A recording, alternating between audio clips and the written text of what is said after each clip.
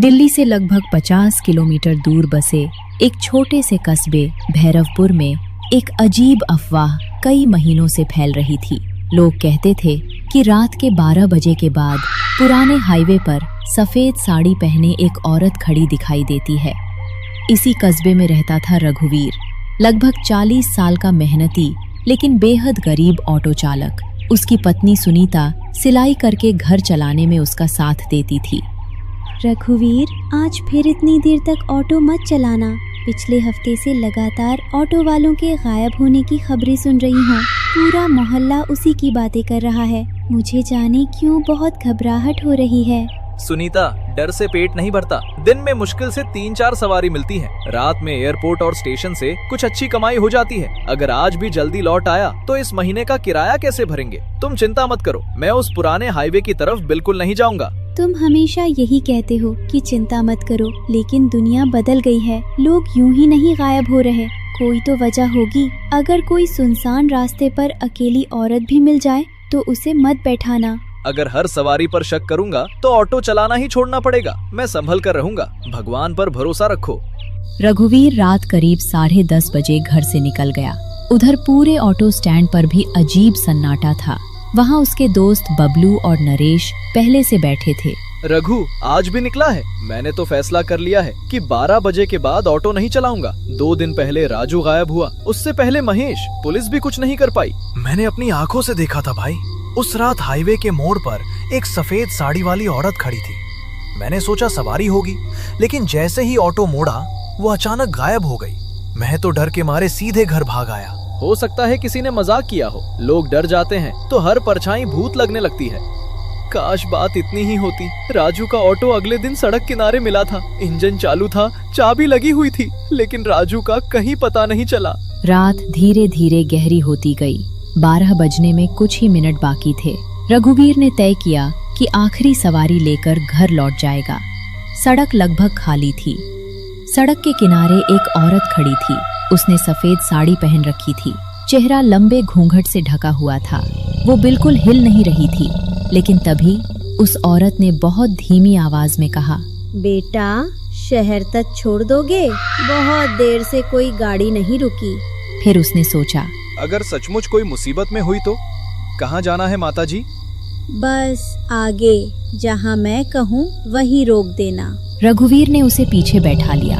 Auto फिर धीरे धीरे आगे बढ़ने लगा।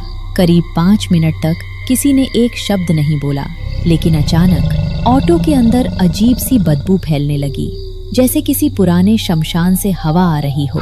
रघुवीर ने रियर व्यू मिरर में देखा। औरत पहले जैसी ही बैठी थी, लेकिन उसके पैर उल्टे दिखाई दे रहे थे। रघुवीर का गला सूख गया। कुछ सेकंड बाद पीछे से बहुत धीमी हंसी सुनाई दी। डर क्यों रहे हो? अभी तो रास्ता शुरू हुआ है। रघुवीर के हाथ कांपने लगे। आपको जहाँ उतरना है जल्दी बता दीजिए। इतनी जल्दी क्या है? तुम्हें तो आज मेरे साथ बहुत दूर जाना है। रघुवीर ने हिम्मत करके फिर शीशे में देखा। इस बार उसका खून जम गया। घूंघट हट चुका था। मुंह कानों तक फटा हुआ था। रघुवीर जोर से ब्रेक लगाने ही वाला था कि ऑटो का इंजन अपने आप बंद हो गया। चारों तरफ घना कोहरा फैल गया। कई साल पहले इसी सड़क पर लोगों ने मुझे जिंदा जलाकर मार दिया था। अब जो भी रात में मुझे अपने साथ बैठाता है वो कभी अपने घर नहीं लौटता। मैंने आपका क्या बिगाड़ा है? मैं तो बस मेहनत करके अपने घर का पेट पालता हूँ। मेरी पत्नी मेरा इंतजार कर रही होगी, मुझे जाने दो। हर इंसान यही कहता है, लेकिन अब तुम्हारी मंजिल मेरा संसार है। अचानक पूरे इलाके में इतनी तेज चीख गूंजी कि आसपास बैठे पक्षी उड़ गए। कुछ सेकंड बाद कोहरा पूरी सड़क पर छा गया और फिर सब कुछ शांत हो गया। अगली सुबह पुराने हाईवे के किनारे रघुवीर का ऑटो खड़ा मिला। इंजन बंद था, लेकिन रघुवीर कहीं नहीं था। उधर घर पर सुनीता पूरी रात दरवाजे पर बैठी उसका इंतजार करती रही। रघुवीर के गायब होने के बाद पूरा भैरवपुर डर के साए में जीने लगा। आखिरकार सुनीता ने वही फैसला लिया जिसकी किसी ने कल्पना भी नहीं की। वो खुद ऑटो चलाएगी। सुबह जब सुनीता रघुवीर का ऑटो लेकर स्टैंड पहुंची तो सभी लोग हैरान रह गए। सुनीता बहन, तुम क्या करने जा रही हो? ये सिर्फ ऑटो चलाने की बात नहीं है। जिस गाड़ी में रघुवीर आखिरी बार बैठा था, उसी गाड़ी को लेकर रात में निकलना मौत को बुलाने जैसा है। तुम जितनी बहादुर हो उतनी ही समझदार भी हो। मेरी बात मानो, कोई दूसरा काम ढूंढ लो। अगर मैं डर कर बैठ गई तो रघुवीर कभी नहीं मिलेगा। हर कोई कह रहा है कि चुड़ैल लोगों को उठा ले जाती है, लेकिन कोई ये नहीं पूछ रहा कि वो उन्हें ले कहाँ जाती है। मुझे यकीन है कि इस रहस्य का कोई सिरा जरूर होगा। जब तक मैं खुद उस रास्ते पर नहीं जाऊंगी, तब तक सच्चाई कभी सामने नहीं आएगी। बेटी, एक बात मैंने आज तक किसी को नहीं बताई। करीब 25 साल पहले इसी हाईवे पर एक औरत की मौत हुई थी। उसका नाम कमला था।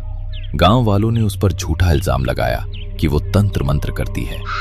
भीड़ ने बिना सच जाने उसे इसी सड़क किनारे बने पुराने बरगद के पास जिंदा जला दिया। मरते समय उसने बस एक बात कही थी, जिस रास्ते पर मुझे बेगुनाह मारोगे, उसी रास्ते से गुजरने वालों की नींद हमेशा के लिए छीन लूंगी।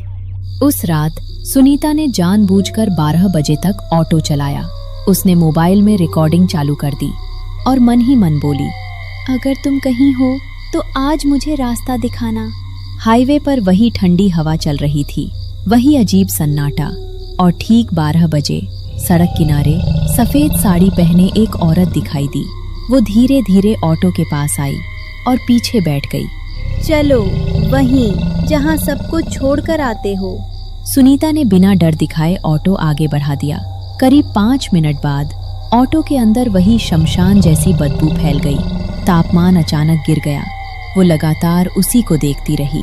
तुम वही हो ना जिसने मेरे पति को गायब किया? पीछे से लंबी डरावनी हंसी गूंजी। तुम्हारे पति को और उन सबको जिन्होंने मुझे अपने साथ बैठाया। झूठ। अगर सिर्फ बदला लेना होता तो तुम उन्हें सड़क पर ही मार देती। तुम उन्हें कहीं ले जाती हो, क्यों? पहली बार चुड़ैल चुप हो गई। कुछ देर बाद उसकी आवाज पहले से धीमी हो गई। मरने से पहले मैं भी किसी की पत्नी थी। मुझे बचाने कोई नहीं आया, इसलिए अब किसी का घर नहीं बसने दूंगी। अगर तुम्हारे साथ अन्याय हुआ था तो उसका बदला बेगुनाह लोगों से क्यों? मेरे पति ने तुम्हें कभी देखा तक नहीं था। बाकी ऑटो चालकों ने भी तुम्हारा क्या बिगाड़ा था? दर्द का जवाब दर्द नहीं होता। अगर तुम सच में बेगुनाह थी तो तुम खुद वही गलती क्यों दोहरा रही हो? ऑटो अचानक अपने आप रुक गया। चुड़ैल ने हमला नहीं किया। कोहरे के बीच पुराना बरगद दिखाई दिया। वहीं 4 धुंधली परछाइयां जंजीरों में बंधी खड़ी थीं। सुनीता की आंखों से आंसू बह निकले। उसी समय इकबाल चाचा की कही हुई बात उसे याद आई। जिसकी मौत के बाद अंतिम संस्कार अधूरा रह जाए, उसकी आत्मा भटकती रहती है। सुनीता ने आसपास ध्यान से देखा। बरगद के नीचे आधे जले हुए मानव कंकाल मिट्टी में दबे हुए थे। कमला, तुम्हारा अंतिम संस्कार कभी हुआ ही नहीं, इसलिए तुम इस जगह बंधी हुई हो। तुम लोगों को नहीं पकड़ रही, बल्कि तुम्हारी अपनी आत्मा इस श्राप से बाहर नहीं निकल पा रही। उन्होंने मुझे जलाकर यहीं फेंक दिया था। किसी ने मेरी अस्थियां तक नहीं उठाई। कोई मेरा नाम लेने भी नहीं आया। अगर मैं तुम्हारा सम्मान से अंतिम संस्कार कर दूं, तो क्या तुम मेरे पति और बाकी लोगों को छोड़ दोगी? कुछ क्षण तक सन्नाटा रहा।